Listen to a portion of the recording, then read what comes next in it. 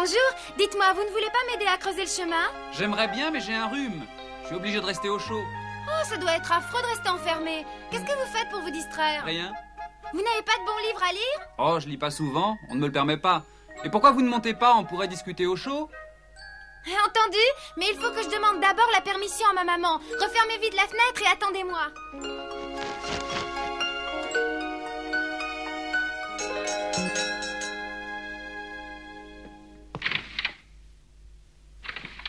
Bonjour, mademoiselle March, si vous voulez vous donner la peine d'entrer. Merci, j'espère que je ne dérange personne, moi.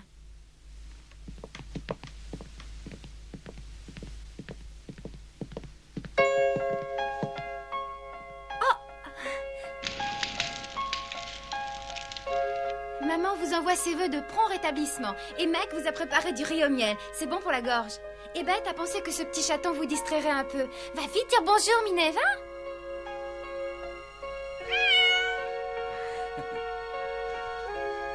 Qu'est-ce que c'est grand? Vous ne vivez pas seul ici, j'espère? Non, il y a grand-père et Monsieur Brooke. Monsieur Brooke? Oui, c'est mon précepteur. Il est très gentil, je vous le présenterai la prochaine fois que vous viendrez si vous le voulez. Oh oui, avec plaisir. Si je ne me trompe pas, c'est Beth qui a les joues toutes roses, hein? Oui, et elle a le caractère aussi rose que ses joues. La plus jeune, c'est Amy, c'est ça? Et l'aînée, c'est Meg, je crois. Mais et comment savez-vous tant de choses sur nous? Mais vous savez, je vous observe souvent par la fenêtre et je vous ai entendu vous interpeller par vos prénoms dans le jardin. Il vous arrive parfois d'oublier de tirer les rideaux le soir. J'ai l'impression de voir un tableau vivant.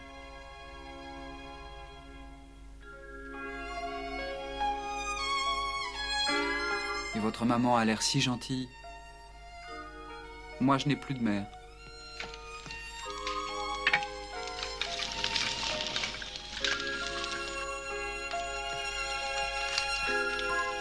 Vous pouvez nous observer tant que vous le désirez, si cela vous sort un peu de votre solitude. Je dirai à maman de ne plus jamais tirer les rideaux. C'est vraiment très gentil, merci.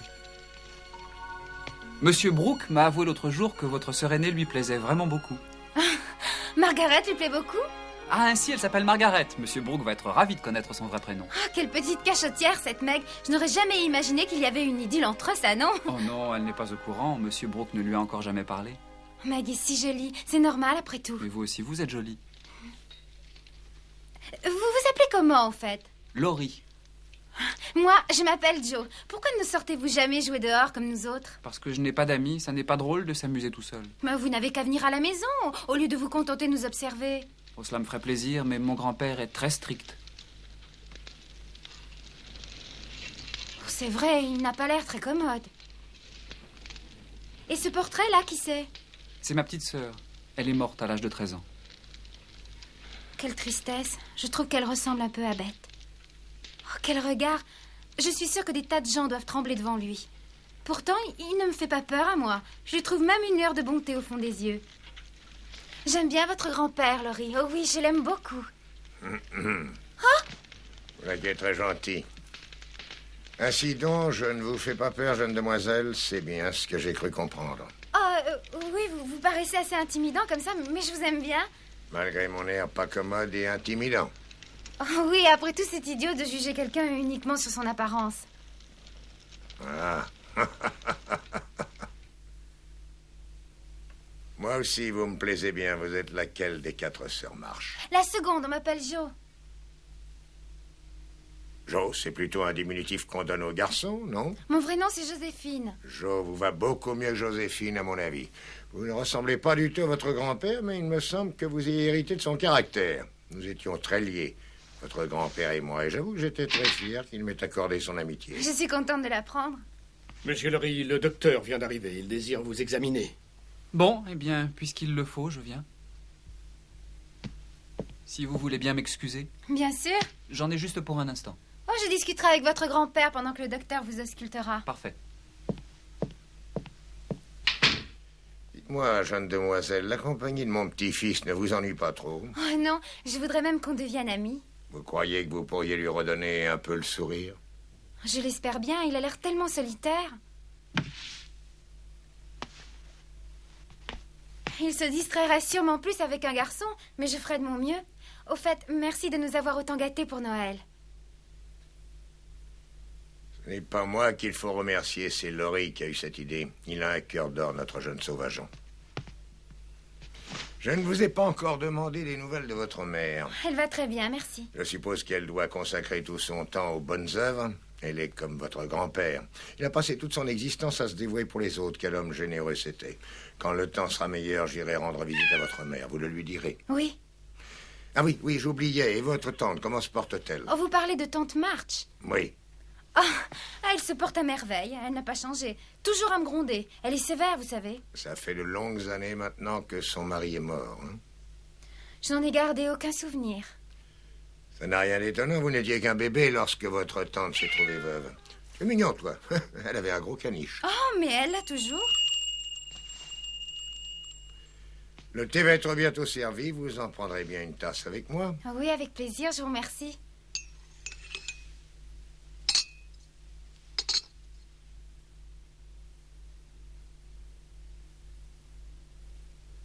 Vous parliez du caniche de tante March tout à l'heure.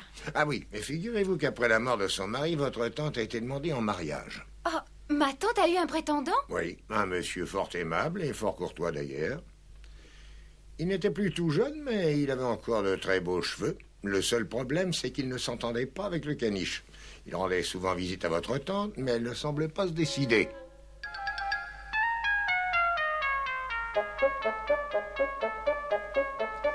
Un jour qu'il lui réitérait sa demande pour la 100e fois, le caniche est entré dans la pièce.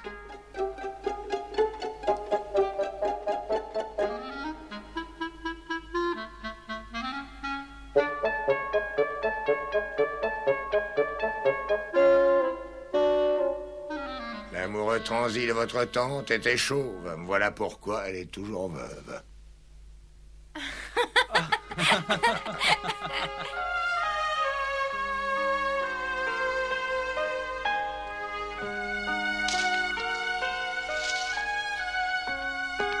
Tenez, voici quelques fleurs pour votre mère. Comme c'est gentil, merci. Joe, je vais vous raccompagner chez vous si vous voulez. Non, il n'en est pas question, mon garçon. Je ne veux pas que tu mettes le nez dehors avant que ton rhume ne soit guéri. Je ne tiens pas à ce que tu fasses une rechute. Un jour, conduis à la porte d'entrée.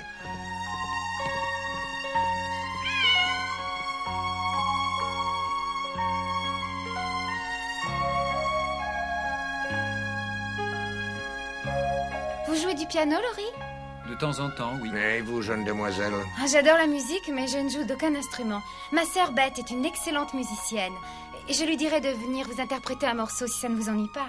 Au contraire, qu'elle vienne, je l'écouterai avec grande joie. Je vous remercie de m'avoir reçu avec autant de gentillesse.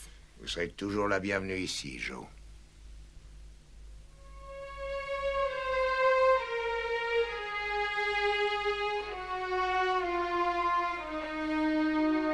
Ma petite Catherine.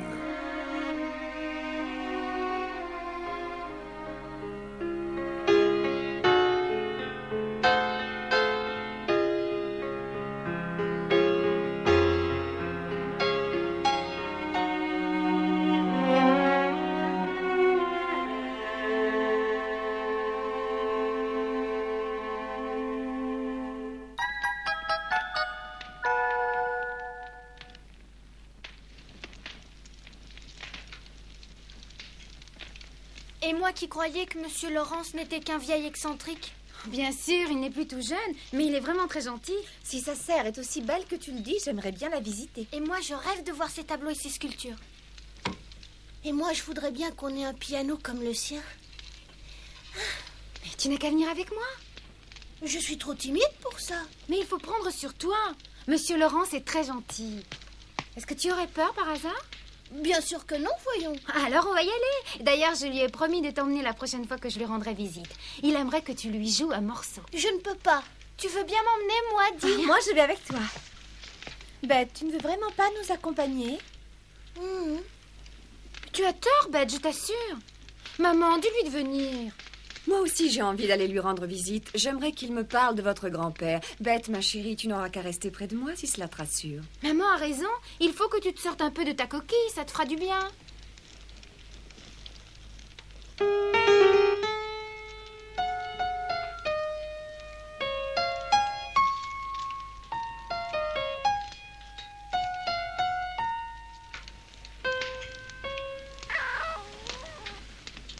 Le lendemain, Madame March et ses filles rendaient visite à Monsieur Laurence.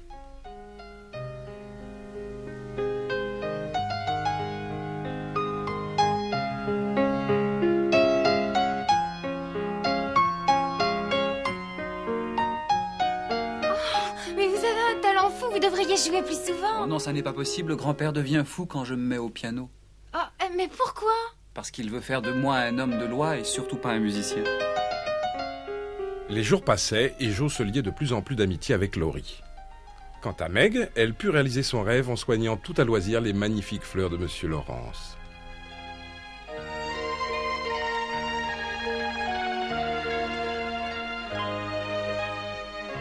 Amy, elle, recopiait avec passion tous ses tableaux préférés.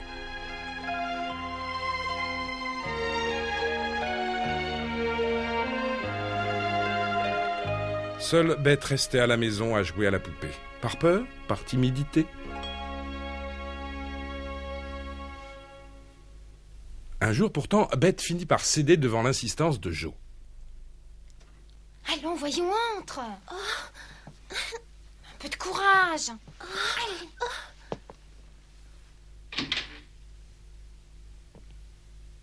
Alors, qu'est-ce que tu en dis de ce piano? Il est magnifique. Bonjour, mesdemoiselles. En entendant la voix de Monsieur Laurence, Bette, prise d'effroi, s'enfuit jusque chez elle. Laurie venait souvent rendre visite aux 4 jeunes filles, heureux de leur joyeuse compagnie.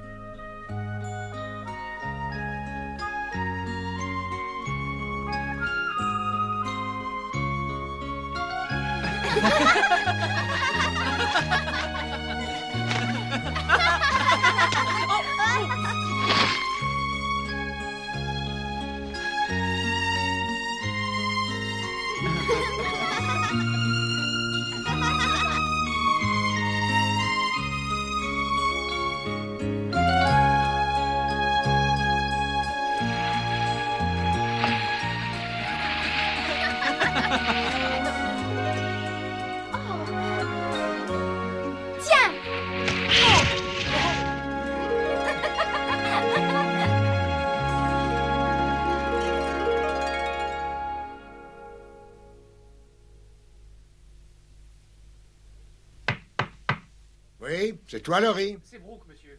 Entrez, monsieur Brooke.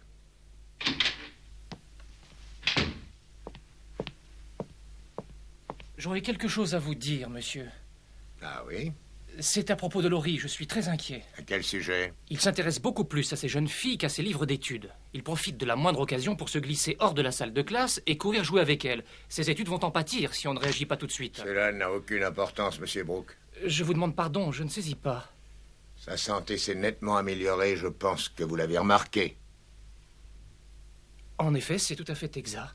Madame March m'a fait remarquer que Laurie passait beaucoup trop de temps à travailler. Elle m'a dit que nous devrions le laisser prendre de l'exercice, lui accorder plus de distractions. Je suis d'accord avec elle. Désormais, priorité au jeu et au sport. Après tout, ce qui compte avant tout, c'est sa santé. En voulant trop bien faire, je l'avais rendu maladif et d'humeur morose. Qu'il fasse ce qui lui plaît à partir de maintenant. Tant qu'il rit et qu'il s'amuse, tout va bien. Et ne vous inquiétez pas, ses études n'en partiront pas. Mais monsieur, il n'a que des jeunes filles comme camarades de jeu.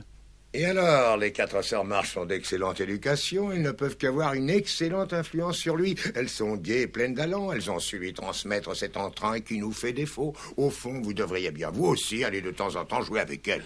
Moi? Vous voulez que je joue avec elles? Façon de parler, bien sûr. Non, ce que je voudrais réellement, c'est que vous les aidiez de vos conseils si jamais elles avaient un problème à résoudre. Voilà mot pour mot ce que m'a dit votre grand-père. Il a bien changé, vous ne trouvez pas? Si, je dois vous avouer que j'ai du mal à le croire. C'est surtout Jo qui l'a transformé ainsi. Celle qui rit tout le temps? Oui, c'est la seconde. Les March sont des gens merveilleux. Chacune des filles a son style et sa personnalité.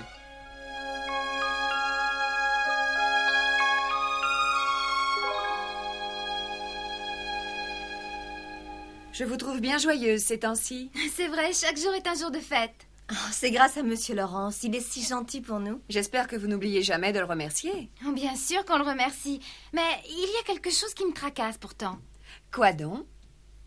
Nous Nous sommes pauvres et Laurie est très riche. S'il continue à nous combler de gentillesse comme il le fait, jamais nous n'aurons les moyens de lui rendre l'appareil. Et j'avoue que ça m'ennuie beaucoup. Ah, moi aussi, je ressens la même gêne que toi. C'est vrai? Oui, Jo, c'est vrai.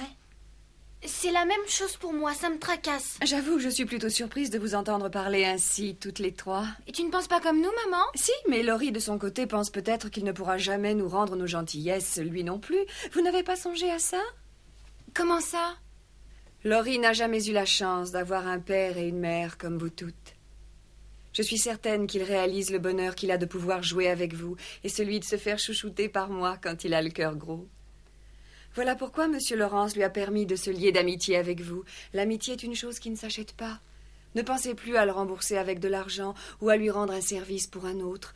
Contentez-vous de jouer avec lui. Je suis persuadée que si votre père était là, il dirait la même chose que moi. Oh, comment je n'y avais pas pensé plus tôt, c'est évident. Elle les mange, mademoiselle Trois Pommes.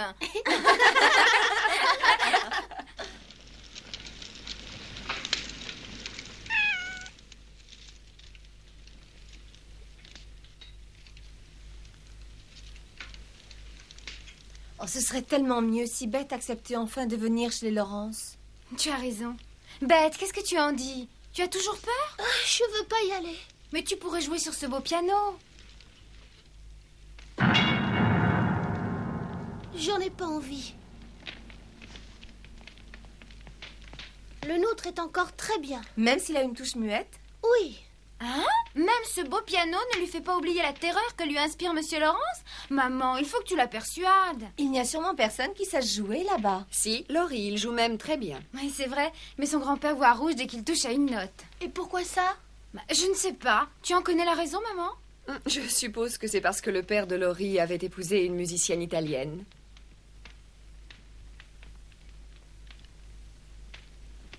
Monsieur Laurence était opposé à ce mariage, mais le père de Laurie décida de passer outre, et il s'installa en Italie avec sa jeune femme. Je suis certaine que Monsieur Laurence n'a jamais revu son fils depuis son mariage. L'amour l'emporte contre vents et marées. Quelle magnifique histoire, si triste et si romantique. La mère de Laurie était pianiste, c'est très certainement pour cela qu'il adore la musique, à tel point que Monsieur Laurence n'a qu'une crainte, qu'il suive l'exemple de sa mère et devienne musicien. Pourquoi Laurie ne voit plus ses parents? Parce qu'ils sont morts tous les deux alors qu'il était encore tout enfant. Voilà pourquoi Monsieur Laurence s'est chargé d'élever Laurie et sa jeune sœur. Et sa petite sœur? Qu'est-ce qu'elle est devenue? Elle est morte à l'âge de 13 ans.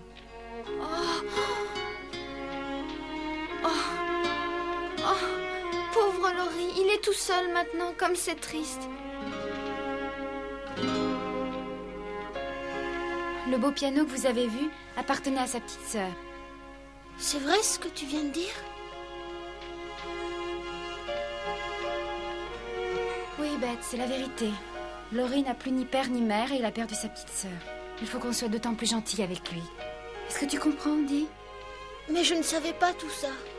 Le vieux Monsieur Laurence serait tellement content que tu viennes toi aussi. Alors, tu as toujours aussi peur de lui?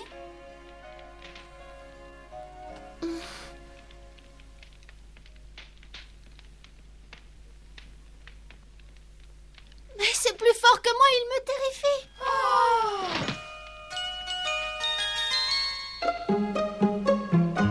Malgré l'absence de leur père et leur manque de ressources, les 4 filles du docteur March sont heureuses. Elles parlent souvent de Laurie et de son grand-père, mais Beth se refuse toujours à aller leur rendre visite. Est-ce qu'elle réussira à vaincre sa peur ?